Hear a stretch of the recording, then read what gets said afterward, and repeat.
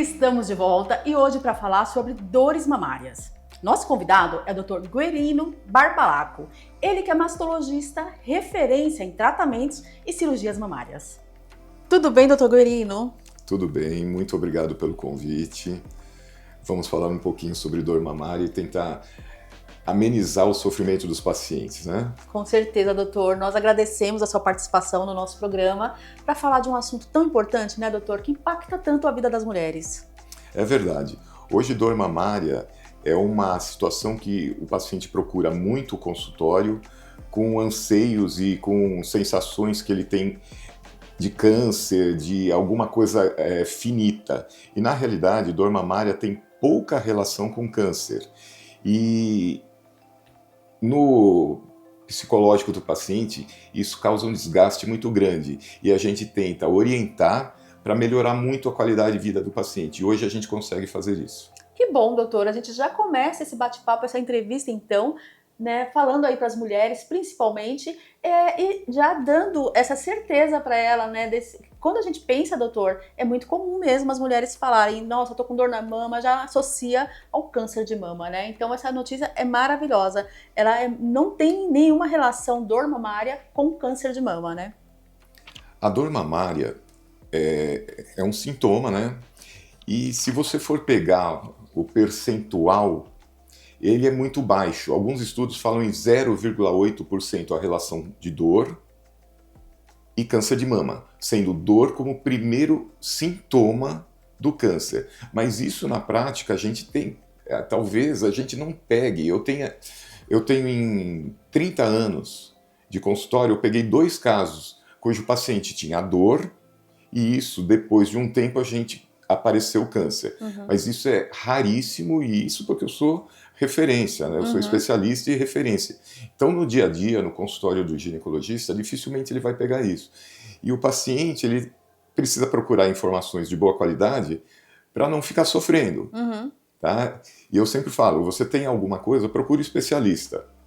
Vai melhorar muito a tua qualidade de vida, uma boa orientação. Com certeza. E nada melhor do que procurar um especialista que é referência em mama. Doutor, os sintomas são inúmeros, né? Inclusive, às vezes as mulheres relatam também que uma mama dói, a outra não. Sim. É muito comum aqui no seu consultório esse tipo de sintomas? E quais são os sintomas que o doutor mais recebe aqui das suas pacientes? Eu acho que a gente poderia dividir inicialmente a dor mamária. A dor mamária, ela pode ser cíclica, que ela tem relação com o ciclo menstrual. Então, é aquela dor que acontece sempre antes do período menstrual e a hora que você começa a menstruar, a dor vai melhorando. Normalmente essa dor, ela ocorre nas 2 mamas, de mais ou menos a mesma intensidade e ela melhora a partir do momento que você começa a menstruar. Então são aquelas dores cíclicas que vão acontecer todo mês e elas estão relacionadas com o ciclo menstrual normal. Existem as dores acíclicas, que elas não têm relação com o ciclo menstrual. E elas podem ser divididas, então, em acíclicas, que são dores por algum outro motivo, ou dores extramamárias, né? Que são dores que acontecem em algum outro local, mas que irradia para a mama, e a sensação é dor na mama. Então, basicamente, você vai ter 3 tipos de dor que você vai tentar identificar, e dessa forma, você fazendo desta forma, o que acontece? Você consegue orientar melhor o paciente qual que é o caminho para ela melhorar e orientar também sobre a relação basicamente 0 com câncer de mama. Isso daí ajuda muito também no tratamento quando você orienta o paciente e fala para ele que essa dor, ela não tem relação com câncer, ela não vai se tornar um câncer. Isso daí melhora, inclusive, a dor. Com certeza, 90% eu acho que já é, né, dessa associação, né? Quando ela entende esse esclarecimento da parte do especialista, já tudo melhora na vida dela, né, doutor? Exato, porque a mulher cresce fazendo o seguinte, né? Ela ouve a seguinte informação: olha, se você tiver dor na mama, qualquer coisa que você tiver, corre que pode ser câncer. Então tudo que ela tem na mama, ela sai pensando em câncer, e isso daí afeta muito a qualidade de vida.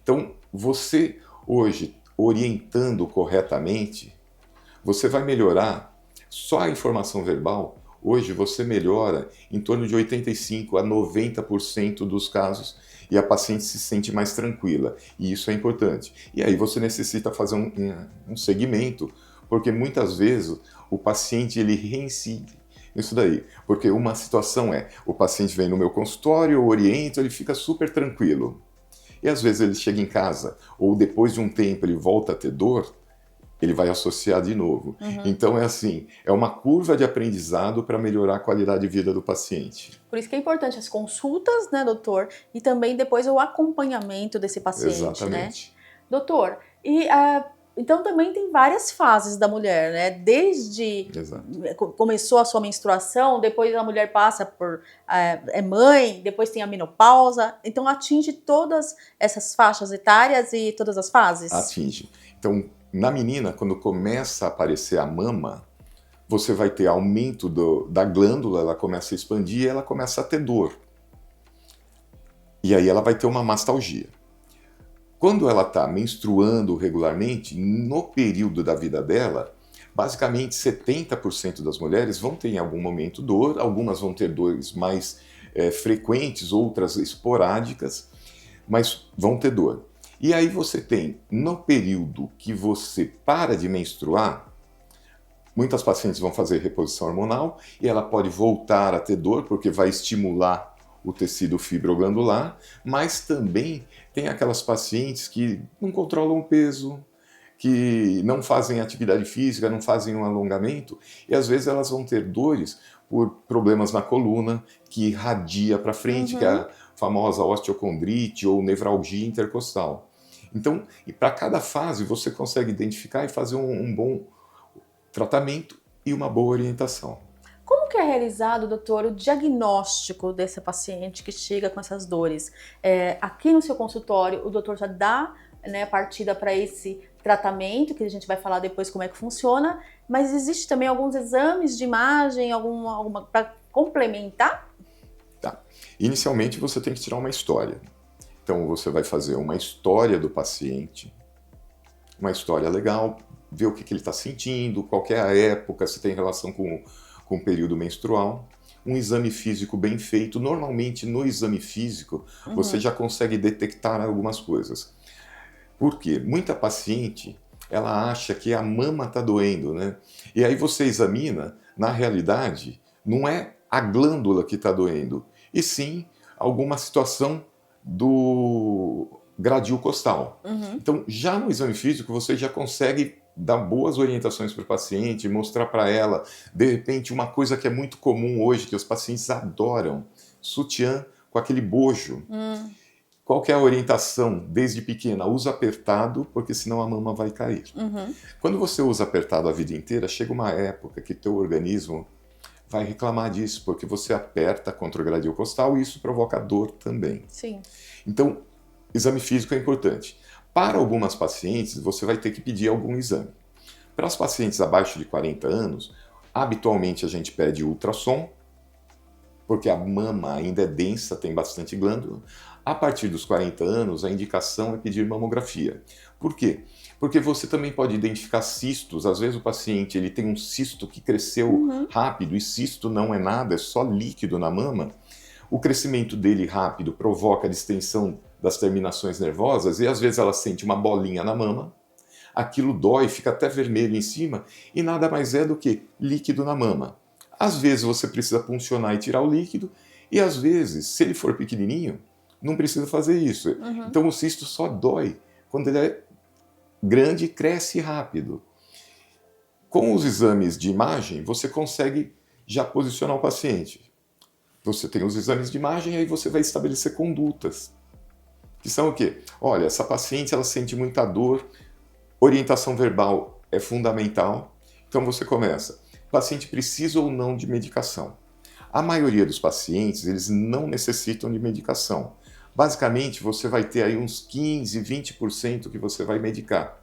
A maioria vai melhorar com orientação verbal e com que ela faça aquilo que você está solicitando. Muitas vezes é o quê?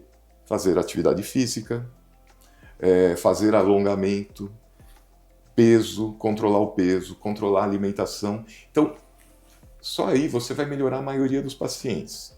Alguns pacientes precisam de medicação. E aí você entra com alguns tipos de medicação, não são todos que vão melhorar, então às vezes um anti-inflamatório para aquele paciente que não tem uma dor mamária que seja de origem glandular, vamos supor, o paciente que tem um problema na coluna, você consegue melhorar, às vezes quando ela está com muita dor, com alguma medicação e com uma terapia pontual, vamos supor, ela está acima do peso, ela tem que perder peso, porque não adianta reclamar se você não toma conduta. Sim. Porque às vezes o paciente, muitas vezes, ele vai reclamar muito, aí você fala, ó, você tem que perder peso, ele não perde peso. Você tem que fazer musculação, que musculação hoje reduz em 30% o risco de câncer e melhora muito a tua qualidade de vida. E aí o que o paciente faz? Ele não faz nada, mas aí ele volta reclamando. Eu falo, olha, não vai conseguir melhorar a tua dor. Porque muitas vezes você vai dar o remédio, só que o paciente ele não melhora, ele só melhora enquanto toma o remédio, porque existem outras coisas. Quando você dá o remédio, muitas vezes você está medicando o efeito e não a causa. E a gente tem que abordar a causa. Então, se ela não abraça o tratamento, dificilmente ela vai ter melhora da dor. É uma mudança de vida mesmo, né? Na qualidade de vida. Você tem que conscientizar aí a questão da alimentação, do esporte, do exercício físico, né? E acompanhamento com um especialista para estar sempre, né, verbalmente lembrando e estar alertando essa paciente. Porque o paciente ele tem que abraçar, né? Para que ele melhore de qualidade de vida, que ele tenha melhora psicológica, ele tem que fazer algumas coisas. Eu brinco com o paciente. Não adianta ele martelar o dedo todo dia, chegar aqui e falar, Guerino, eu quero melhorar. E eu pergunto para ele, falo, o que você faz? Eu dou uma martelada no dedo todo dia. Aí ele fala assim, eu falo para ele, pô, você vai parar de dar martelada, vai melhorar a tua dor. Ele fala, não, mas eu adoro dar martelada. Eu falo, não vai melhorar a tua dor. Porque ele quer só o remédio, ele não quer fazer as coisas para que ele não tenha mais aquela dor ou que aquela dor não fique crônica. Muito importante essa consciência, então, né, doutor? Por isso que nós convidamos realmente as pacientes estarem vindo, né, na consulta, para um acompanhamento e para poder ter essa qualidade de vida que nós mulheres merecemos. Eu acho que hoje você tem uma tecnologia muito boa, você tem medicações boas, e você consegue melhorar muito a qualidade de vida do paciente, o que é muito importante. Eu acho que sempre você tem que procurar a opinião de um especialista. É muito comum que os pacientes procurem outras fontes, né, que elas não são tão confiáveis. E muitas vezes essas fontes colocam mais medo no paciente do que aliviam as angústias. Então no meu consultório eu falo assim, eu tenho que melhorar a qualidade de vida do paciente. O paciente tem que vir aqui e não tem que ser só uma consulta, tem que ser uma experiência gratificante para ele. E eu acho isso daí muito legal, porque a maioria das pacientes, elas entendem isso, elas saem mais tranquilas e elas agradecem, tanto que no Google tem muita paciente que me agradece, porque transforma a vida do paciente. Perfeito, doutor. Adorei saber mais a respeito. Dores na mama é um tema muito importante e realmente, como a gente falou, impacta muito a vida das mulheres. Muito obrigada por todos os seus esclarecimentos no nosso programa e até o nosso próximo encontro. Eu agradeço, eu estou à disposição. Tudo que precisar na parte de mama eu estarei à disposição. Muito obrigado. Obrigada, doutor. É o programa Saúde na TV, sempre com muita informação e responsabilidade para você. Conversei agora com o Dr. Guerino Barbalaco. Você também pode acompanhá-lo através das redes sociais.